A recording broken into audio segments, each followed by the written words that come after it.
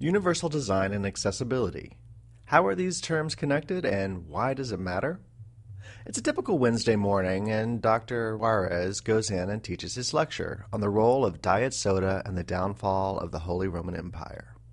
In his classroom, even though we know all students are different, oftentimes they are treated the same because when you teach a large class, the ability of the instructor to customize curriculum is limited.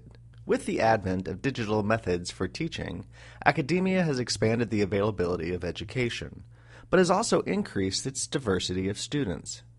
On average, with digital resources, you have opened up the classroom to more students with all kinds of different lifestyles and backgrounds, physical disabilities and learning disabilities, those who have time constraints from family or work, or who are geographically isolated, or whose main language is not English.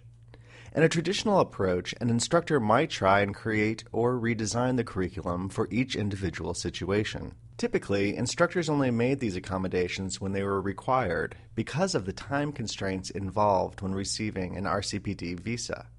But the law requires that materials be accessible to students who have physical, cognitive, or other disabilities. Meeting accessibility standards means that your instruction can impact those students with disabilities.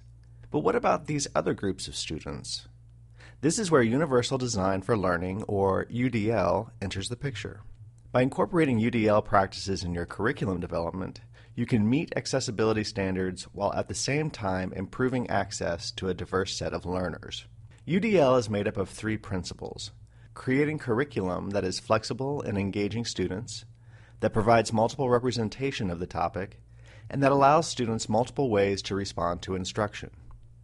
For example, creating a video capture of your lecture that is closed captioned allows students multiple representations of the topic, in that they could watch the video like they would watch your lecture, they could listen to just the sound, they could watch the video in text with no sound, they could watch your lecture on the treadmill, they could watch it at 2 a.m. while rocking a colicky baby, they could listen to the audio as they're driving to appointments or to see family.